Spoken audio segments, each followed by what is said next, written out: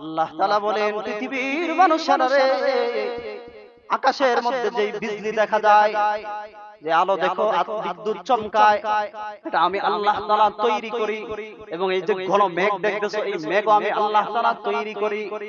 আমি আল্লাহ তাআলার সৃষ্টি এগুলো। ইউসাব্বিহুর রা'দু বিহামদিহি ওয়াল মালাইকাতু মিন খিফাতি। আল্লাহ বলেন, এই যে বজ্রপাত হয়, এটা কি জানো? এই বজ্রপাত, এটা আমি আল্লাহ তাআলা তাসবিহ করে। সুবহানাল্লাহ। ইউসাব্বিহুর রা'দু বিহামদিহি ওয়াল মালাইকাতু মিন খিফাতি। আল্লাহ বলেন, এই বজ্রপাত যে আওয়াজ, শব্দটা, এটা আমি আল্লাহ তাসবিহ। সুবহানাল্লাহ। এই তাসবিহ শুনে ফেরেশতারাও ভয়ে, ওই ইউসাব্বিহুর রা'দু বিহামদিহি ওয়াল মালাইকাতু মিন খিফাতি। মালায়েকা ফেরেশতারাও আল্লাহ তাআলা তাসবিহ করতে থাকে। সুবহানাল্লাহ। বুঝছেন? এই যে আতঙ্কের ভয়ে ফেরেশতারাও তাসবিহ করে, এই বজ্রপাতটাও তাসবিহ, এই আওয়াজটা তাসবিহ। এই জন্য ওই সময়ে তাসবিহ করা, আল্লাহ তাআলার কাছে পানাহ চাওয়া। হাদিসের মধ্যে আছে, যখন এই বজ্রপাত হইতো, বিকট শব্দ হইতো, আল্লাহ রাসূল কি দোয়া করতেন? আল্লাহুম্মা লা তাকতুলনা বিগদাবিকা ওয়া লা তুহলিকনা বিআযাবিকা ওয়া আফিনা ক্বাবলা যালিক। হে আল্লাহ, তোমার আযাব আর গজব থেকে আমাদেরকে হেফাজত করো, আযাব আসার আগেই আমাদেরকে রক্ষা করো। সুবহানাল্লাহ। এই দোয়া করতেন আল্লাহ রাসূল, আল্লাহ আপনার আযাব থেকে আমরা হেফাজত করো, গজব থেকে হেফাজত করো। তো এই সময় আল্লাহ তাআলার কাছে পানাহ চাওয়া, আল্লাহ তাআলার কাছে তাওবা করা, জীবনের গুনার কথাগুলি স্মরণ করা। আসলে আজকে যে আপনারা আমাদেরকে দেখতেছেন, এমন এক বিপদ আমাদের উপর থেকে গেছে, হয়তো আমাদেরকে আর দেখলেন না আজকে জুমাতে, হয়তো ইমাম সাহেবের জানাজা পড়ে দিলেন। গত কিছুদিন আগে আপনার যে বজ্রপাত হয়েছিল, আমাদের মসজিদে সবকিছু জ্বলে গেছে, বোর্ড ছিল এখানে, এটা জ্বলে গেছে, তারগুলা জ্বলে গেছে, মানে তার তো সব জ্বলে গেছে। তো যে ডাকটা পড়ছে, আমার মনে হয় আশেপাশেই কোথাও পড়ছে। আল্লাহ তাআলা হেফাজত করছে। আসলে মসজিদের কারণে মুয়াজ্জিন সাহেব এখানে ছিল, আমি ভিতরে ছিলাম। আপনার এখান থেকে আগুন গিয়ে ডাইরেক্ট আমার শরীরের মধ্যে লাগছে, আর মুয়াজ্জিন সাহেব তো পুরাটাই দেখছে এখানে দেখেন কি বিকট একটা আগুন ছিল, আর বিকট শব্দ হইছিল। আসলে আল্লাহ তাআলা আমাদেরকে হেফাজত করছে। এই কালাম সাহেব উনিও এখানে ছিল, আমরা 4-5 জন ছিলাম। আসলে আল্লাহ তাআলার করুণা দয়া, এর জন্য আমরা বাইচা আছি। আল্লাহ তাআলা আমাদেরকে হেফাজত করছেন। তো ওই সমস্ত জিনিস ধরে গেছে। এই যে আপনার আসমান থেকে ডাক আসে, এই যে আপনার বিশাল বিকট শব্দ হয়, বিজলি চমকায়, এগুলো সম্পর্কে কোরআন হাদিসে কোনো আলোচনা আছে? হ্যাঁ, অবশ্যই আছে। আল্লাহ তাআলা এগুলো সম্পর্কে অনেক বলেছেন, কোরআনের মধ্যে আয়াত নাযিল করে বলেছেন যে এগুলো কেন হয়, কিসের কারণে। কোরআনের মধ্যে একটা সূরা আছে, যে সূরাটার নাম সূরাতুর রাদ, বিজলির সূরা, যেটাকে বলা হয় বজ্রপাতের সূরা। তো এটার নাম আল্লাহ একটা সূরা নাযিল করেছেন, 12 নম্বর পারা। এই সূরার নাম সূরায়ে রাদ।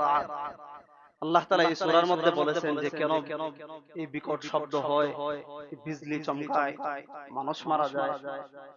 এটা আসলে আল্লাহ তাআলার শক্তির প্রদর্শন।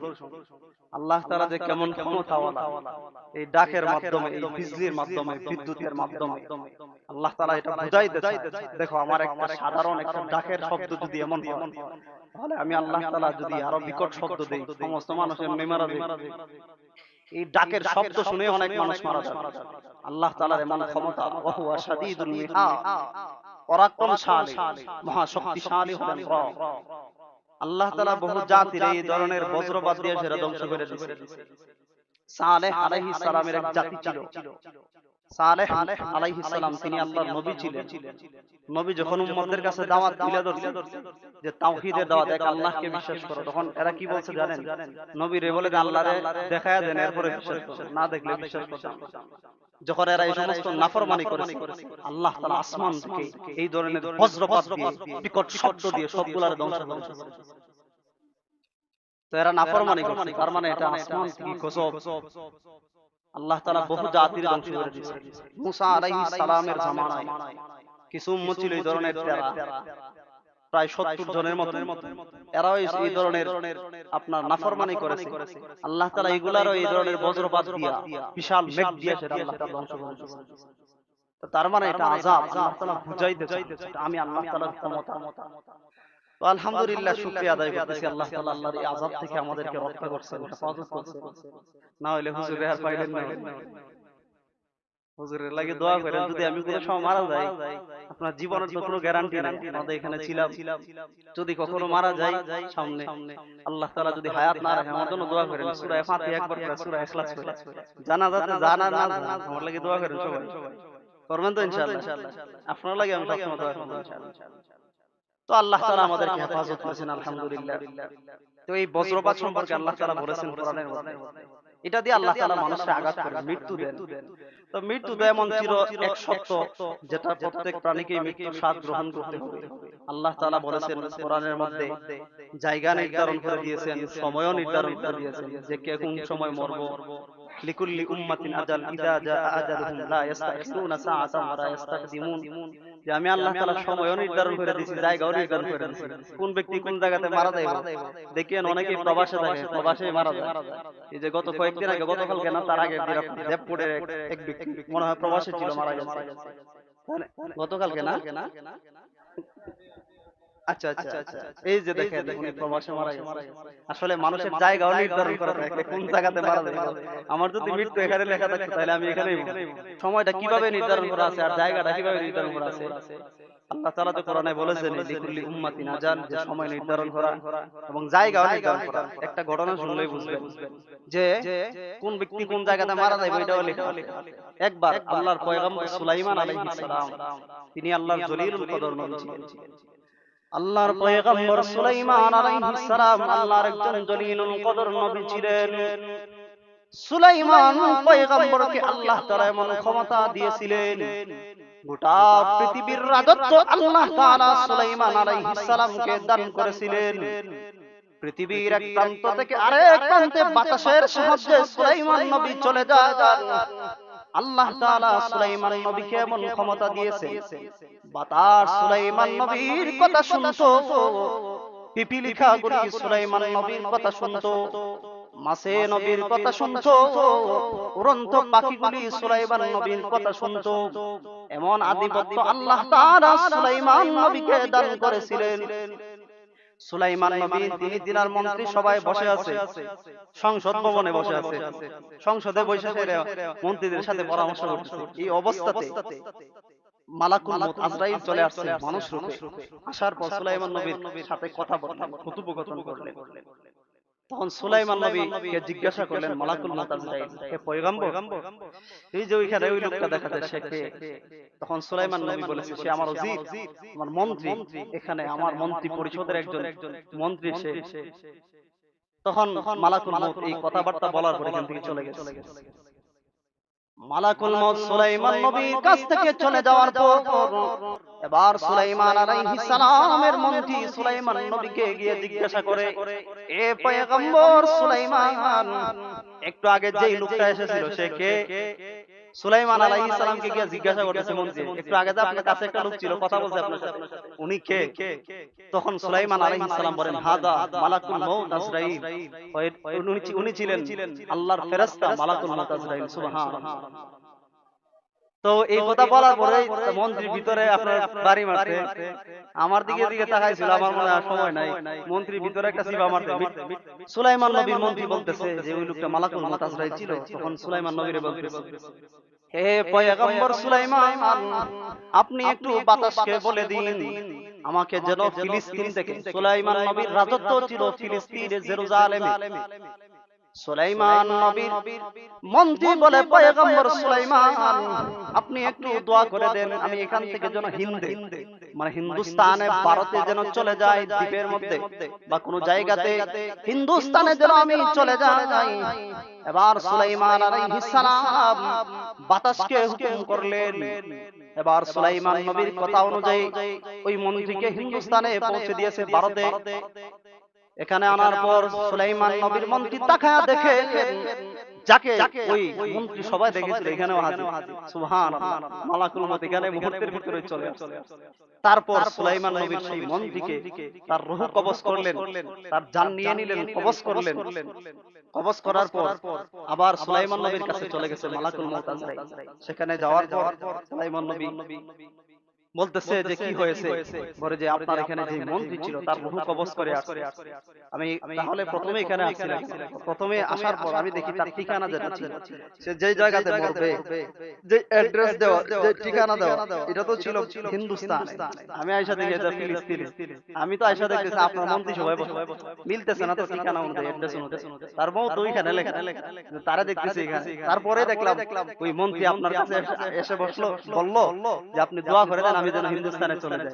তারপর দেখলাম আমি ওইখানে চলে গেছে সময় মতে, আমি ওইখানে গিয়ে তার রূহটা কবজ করে নিলাম। সুবহানাল্লাহ। তার মানে জায়গাও নির্ধারণ করা আছে, সময়ও নির্ধারণ করা আছে। মুহতারাম হাজিরিন, এই যে গত 2 দিন আগে মনে হয় আপনার বেজোরার কাছে একটা সিনজি অ্যাক্সিডেন্ট হয়েছে, 2 জন মানুষ জায়গাতে মারা গেছে। সিনজি একদম ভর্তা হয়ে গেছে, ট্রাকের সাথে ধাক্কা লাগিয়েছে। তো তারা কি জানতো এখানে গাড়ি দিয়ে বাইরে বেরিয়ে মৃত্যু হইব? গতকালকে বা তার আগের দিনে ওই আপনার নোয়াপাড়ার চেয়ারম্যান সুহেল চেয়ারম্যান, তার গাড়ি উল্টে একবার চাক্কা উপরে আর গ্লাস গুলা নিচে দিয়ে গেছে, হসপিটালে ভর্তি। মানুষ কে কখন মারা যাবে কিছুই বলতে পারবে না। প্রতিদিন মানুষের মৃত্যুর সংবাদ শোনা যায়। তো এই যে গাড়ি অ্যাক্সিডেন্টে যদি কোনো মানুষ মারা যায়, তাহলে আল্লাহ তাআলা তার শহীদের দরজা দান করেন। হাদিসের মধ্যে আছে, যদি কোনো ঈমানদার ব্যক্তি, মুমিন ব্যক্তি আল্লাহরে বিশ্বাস করে, নবী রাসূলকে মানে, ওই ব্যক্তি যদি গাড়ি অ্যাক্সিডেন্টে মারা যায়, তাহলে আল্লাহ তাআলা তার শহীদি মর্যাদা দান করবেন। সুবহানাল্লাহ। শুধু কি তাই, আরো অনেক কিছু আছে হাদিসের মধ্যে। আল্লাহ রাসূল সাল্লাল্লাহু আলাইহি ওয়াসাল্লাম আরো জানায়া দিয়েছেন, পয়গম্বর বলেন, যদি কোনো ব্যক্তি সফরে বের হয়েছে, যদি ঈমানদার হয়, গাড়ি অ্যাক্সিডেন্টে যদি মারা যায়, বিমান দুর্ঘটনায় যদি মারা যায়, রেল অ্যাক্সিডেন্টে যদি মারা যায়, তাহলে ওই ব্যক্তিকে আল্লাহ তাআলা শহীদি মর্যাদা দান করবে। যদি কোনো ব্যক্তি ঘরের মধ্যে অথবা ফ্ল্যাটের মধ্যে আগুন লেগে গেছে, যদি ওই আগুনে দগ্ধ হয়ে ওই ব্যক্তি মারা যায়, তাহলে আগুনে পুড়ে মারা যাওয়ার কারণে আল্লাহ তাআলা ওই ঈমানদারকেও শহীদি মর্যাদা দান করবেন। সুবহানাল্লাহ। শুধু তাই নয়, পয়গম্বর আরো জানায়া দিয়েছেন, কোন উম্মতের যদি পেটের মধ্যে কোনো অসুখ থাকে, কোনো সমস্যা থাকে, পেটের বিভিন্ন ধরনের সমস্যা থাকতে পারে, এই সমস্যার কারণে যদি কোনো ব্যক্তি মারা যায়, ওই ব্যথার কারণে যদি কোনো ব্যক্তি মারা যায়, আল্লাহ তাআলা তাকেও শহীদের মর্যাদা দান করবেন। সুবহানাল্লাহ। তাহলে তাকেও আল্লাহ তাআলা শহীদের মর্যাদা দান করবেন। কোন ব্যক্তি নৌকাতে আরোহণ করছে, নৌকাতে হঠাৎ আপনার বিশাল ঝড় চলে আসছে, তুফান চলে আসছে, নৌকা ডুবে অনেক মানুষ মারা যায় না? দেখবেন অনেক সময় 20 জন 30 জন মানুষ মারা যাইতেছে, নৌকা ডুবে মানুষ মারা যায়। আল্লাহ রাসূল সাল্লাল্লাহু আলাইহি ওয়াসাল্লাম বলেন, যদি কোনো ব্যক্তি নৌকাতে ডুবে মারা যায়, সে যদি আল্লাহ এবং রাসূলকে বিশ্বাস করে, তাহলে তাকেও আল্লাহ তাআলা শহীদের মর্যাদা দান করবেন। সুবহানাল্লাহ। শুধু কি তাই, এই যে বজ্রপাত পড়ছে, এই বজ্রপাতে যদি কোনো মানুষ মারা যায় বজ্রপাতের আঘাতে, তাহলে আল্লাহ তাআলা তাকেও শহীদের মর্যাদা দান করবেন। সুবহানাল্লাহ। বুঝছেন এই বিষয়টা? হাদিসে স্পষ্ট আছে যে বজ্রপাতে যদি কোনো মানুষ মারা যায়, ঈমানদার হয়, মুমিন হয়, আল্লাহরে বিশ্বাস করে, তাহলে তাকেও আল্লাহ তাআলা আপনার শহীদের মর্যাদা দান করবেন। সুবহানাল্লাহ। তারপর আরেকটা বিষয় আছে হাদিসের মধ্যে, এটা পুরুষ মহিলা উভয়ের ক্ষেত্রে, যদি বজ্রপাতে মারা যায় বা এই ধরনের ঘটনা ঘটে, তারপরে মহিলারা অনেক সময় সন্তান প্রসব করার সময় মারা যায় না? সন্তান প্রসব করতে গিয়ে যদি কোনো মহিলা মারা যায়, তাহলে আল্লাহ রাসূল বলেন তাকেও শহীদের মর্যাদা দান করা হবে। সুবহানাল্লাহ। তাহলে এই সমস্ত যদি বিভিন্ন ধরনের ঘটনা ঘটে, তাহলে বুঝবেন আল্লাহ তাআলা তারা কবুল করছে। যদি ঈমানদার হয়ে থাকে, তাহলে তারা আল্লাহ শহীদের মর্যাদা দান করবে। সুবহানাল্লাহ। তো বলতেছিলাম, এই যে বজ্রপাত পড়ছে, বজ্রপাতের কারণে মানুষ মারা যায়। পৃথিবীর মধ্যে সবচেয়ে বেশি বজ্রপাত বাংলাদেশের মধ্যে, এমনকি সবচেয়ে বেশি মানুষ মারা যায় প্রতি বছর, সবচেয়ে বেশি মানুষ মারা যায় বাংলাদেশের মধ্যে বজ্রপাতে। হাওয়ার অঞ্চলগুলোতে বেশিরভাগ বজ্রপাত মানুষ মারা যায়। এটার এত শক্তি, মুহতারাম হাজিরিন, আমরা যে কারেন্ট ব্যবহার করি, 20,000 থেকে 30,000 ভোল্টেজ বা এতটুকু ভোল্টেজ, এই যে আপনার বিদ্যুৎ চমকায় 1 কোটি থেকে 10 কোটি পর্যন্ত এটার পাওয়ার, কত শক্তি বুঝছেন? 1 কোটি থেকে 10 কোটি পর্যন্ত এই কারেন্ট এটার দ্বারা খায় না। আল্লাহর যে বিজলি বাড়ায়, যে ডাক দেয়, এটার এত শক্তি। তাহলে 1 কোটি থেকে যদি 10 কোটিও, এটা যদি পরে, এটা শক্তিটা কিরকম? অনেক গাছের মধ্যে বলে দেখেন গাছ পায়রা যায় উপর থেকে নিচ পর্যন্ত, পুরা সারখার হয়ে যায়। আর এটার স্থায়িত্ব মাত্র 1 সেকেন্ড। ঘড়ি কাটা একটা বাড়ি দেওয়ার সাথে সাথে যতটুকু সময়, এই 1 সেকেন্ডে 10 ভাগ কইরা, 1 ভাগ যতটুকু সময়, এই অতটুকু সময় থাকে, এর ভিতরে সব জ্বালায় পুরা সারখার হয়ে যায়। এখন বুঝেন এটার ক্ষমতাটা কত। এই জন্য এগুলা থেকে বাঁচার জন্য যদি বজ্রপাত হয়, এই সময় আপনার বিভিন্ন ধরনের বাড়ির ভিতরে যে জিনিসপত্র থাকে এগুলা প্লাগ করে রাখবেন। ফ্রিজ থাকলে প্লাগ করে রাখবেন। আর দেখুন অনেক সময় ফ্রিজ টিজ ফ্যান ট্যান জ্বলে আছে, ফ্যানও গেছে, 2টা ফ্যান আছে, দুটোই নষ্ট হয়ে গেছে। তাহলে বুঝছেন নি আল্লাহ তাআলা আমাদেরকে হেফাজত করছে। কোরআনের মধ্যে আছে আল্লাহ তাআলা কি বলছেন দেখেন। আল্লাহ তাআলা বলেন পৃথিবীর মানুষেরা রে, আকাশের মধ্যে যেই বিজলি দেখা যায়, যে আলো দেখো বিদ্যুৎ চমকায়, এটা আমি আল্লাহ তাআলা তৈরি করি। এবং এই যে ঘন মেঘ দেখতেছো, এই মেঘও আমি আল্লাহ তাআলা তৈরি করি। আমি আল্লাহ তাআলার সৃষ্টি এগুলো। সাব্বিহুর রা'দু বিহামদিহি ওয়াল মালাইকাতু মিন খিফাতি। আল্লাহ বলেন এই যে বজ্রপাত হয়, এটা কি জানো? এই বজ্রপাত এটা আমি আল্লাহ তাআলার তাসবিহ করে, সুবহানাল্লাহ। ইউসাব্বিহুর রা'দু বিহামদিহি ওয়াল মালাইকাতু মিন খিফাতি। আল্লাহ বলেন এই বজ্রপাত যে আওয়াজ শব্দটাও এটা আমি আল্লাহর তাসবিহ, সুবহানাল্লাহ। এই তাসবিহ শুনে ফেরেশতারাও ভয়ে, ওয়া ইউসাব্বিহুর রা'দু বিহামদিহি ওয়াল মালাইকাতু মিন খিফাতি। মালায়েকা ফেরেশতারাও আল্লাহ তাআলার তাসবিহ করতে থাকে, সুবহানাল্লাহ। বুঝছেন নি? এই যে আতঙ্কের ভয়ে ফেরেশতারাও তাসবিহ করে, এই বজ্রপাতটাও তাসবিহ, এই আওয়াজটা তাসবিহ। এই জন্য ওই সময়ে তাসবিহ করা, আল্লাহ তাআলার কাছে পানাহ চাওয়া। হাদিসের মধ্যে আছে যখন এই বজ্রপাত হইতো, বিকট শব্দ হইতো, আল্লাহ রাসূল কি দোয়া করতেন? আল্লাহুম্মা লা তাকতুলনা বিগদাবিকা ওয়া লা তুহলিকনা বিআযাবিকা ওয়া আফিনা ক্বাবলা যালিক। হে আল্লাহ, তোমার আযাব আর গজব থেকে আমাদেরকে হেফাজত করো, আযাব আসার আগেই আমাদেরকে রক্ষা করো, সুবহানাল্লাহ। এই দোয়া করতেন আল্লাহ রাসূল, আল্লাহ আপনার আযাব থেকে আমরা হেফাজত করো, গজব থেকে হেফাজত করো। তো এই সময় আল্লাহ তাআলার কাছে পানাহ চাওয়া, আল্লাহ তাআলার কাছে তাওবা করা, জীবনের গুনার কথাগুলি স্মরণ করা, কারণ যে কোনো সময় আপনার আমার মৃত্যু হয়ে যেতে পারে। মুহতারাম হাজিরিন, আল্লাহ তাআলার কাছে আমাদের সকলকেই চলে যেতে হবে। এজন্য আসলে এক একজনের এক একটা পরিচয় থাকতে পারে। আপনার সবচেয়ে বড় সফলতা হবে যখন আপনি দুনিয়ার জিন্দেগিতে ঈমান আর আমল ঠিক রেখে আল্লাহ তাআলার কাছে যাবেন। যদি ঈমান আর আমল ঠিক না থাকে তাহলে ওই আখিরাতের জিন্দেগিতে আপনি কোনো দাম পাবেন না। দুনিয়াতে বিভিন্ন ধরনের পরিচয় থাকতে পারে, বিভিন্ন ধরনের ইমাম, খতিব, মুয়াজ্জিন, সেনাবাহিনীতে চাকরি করেন, নৌবাহিনীতে, বিমান বাহিনীতে, আর্মিতে, পুলিশ, ডক্টর, ইঞ্জিনিয়ার, বিভিন্ন ধরনের এমপি, মন্ত্রী, প্রধানমন্ত্রী সব থাকতে পারে। কিন্তু আপনি যখন কবরে যাবেন এই এমপির পরিচয় খাবে না, আপনি যখন কবরে যাবেন মন্ত্রীর পরিচয় চলবে না, আপনি যখন কবরে যাবেন ইমামের পরিচয় চলবে না, আপনি যখন কবরে যাবেন আপনার চেয়ারম্যানের পরিচয় চলবে না, আপনি যখন কবরে যাবেন মেম্বারের পরিচয় চলবে না, আপনি যখন কবরে যাবেন প্রধানমন্ত্রীর পরিচয় চলবে না, আপনি যখন কবরে যাবেন ডাক্তারের সার্টিফিকেট চলবে না, আপনি যখন কবরে যাবেন সেনাবাহিনীর সার্টিফিকেট চলবে না, আপনি যখন কবরে যাবেন নৌবাহিনীর সার্টিফিকেট চলবে না, বিমান বাহিনীর সার্টিফিকেট চলবে না, কোনো কিছুই চলবে না। কারণ ফেরেশতারা এগুলো দেখবে না, ফেরেশতারা ওই সার্টিফিকেট দেখবে, ঈমান আর আমলের সার্টিফিকেট। যদি এটা ঠিক থাকে তাহলে কামিয়াব, আপনি আমি সফল। তো দুনিয়াতে এগুলাতে দেখতেছেন আসলে এটা সব ধোঁকা, পরিশেষে আমাদেরকে চলেই যেতে হবে। দুনিয়া যাইছে যাই যা, মানে একটার পর একটা দেখবেন শেষ হচ্ছে আরেকটা আছে। দুনিয়াতে আপনার এরকমই ঘরের একদিন শেষ হয়ে দেখবেন আরেকটা আনবেন, আবার দেখবেন আরেকজনের দিকে আফসোসে বাড়ি, এটা যদি আমার করে, মানে এই আফসোস আর দুনিয়াতে শেষ হইতো না। জাস্টিস আল্লামা তকি উসমানী হাফিজাহুল্লাহ পাকিস্তানের অনেক বড় মুফতি, পৃথিবী সারা বিখ্যাত মুফতিদের মধ্যে একজন মুফতি ছিলেন জাস্টিস তকি উসমানী। উনি একটা বই লিখছেন, এর মধ্যে লিখছেন ওই ওমর রাদিয়াল্লাহু তাআলা থেকে ঘটনা লিখছেন যে একজন মানুষের যদি পৃথিবীতে একটা উহুদ পাহাড়ের সমান স্বর্ণ দেওয়া হয়, এসে আরেকটা পাহাড়ের মালিক হইছে, কারণ দুনিয়ার চাহিদা শেষ হইতো না। মুহতারাম হাজিরিন, তো এই দুনিয়াতে এরকমই, সুখে থাকলেও দিন যাইবো, দুঃখে থাকলেও দিন যাইবো। যে রাস্তাতে থাকে তারও দিন যায়, আলিশান অট্টালিকাতে থাকে তারও দিন চলে যায়, এখানে চলে যাবে, কারোর জন্য সময় থেমে থাকবে। এজন্য আসুন আমরা আখিরাতের জিন্দেগির চিন্তা করি, 5 ওয়াক্ত নামাজ আদায় করি, কারণ মানুষের মৃত্যু যে কোনো সময় হয়ে যেতে পারে। মুহতারাম হাজিরিন, যা কিছু বললাম আল্লাহ তাআলা আমাদের সকলকে বুঝার আমল করার তৌফিক দান করুন। সকলে পড়ি আমিন। ওয়া আখিরু দাওয়ানা।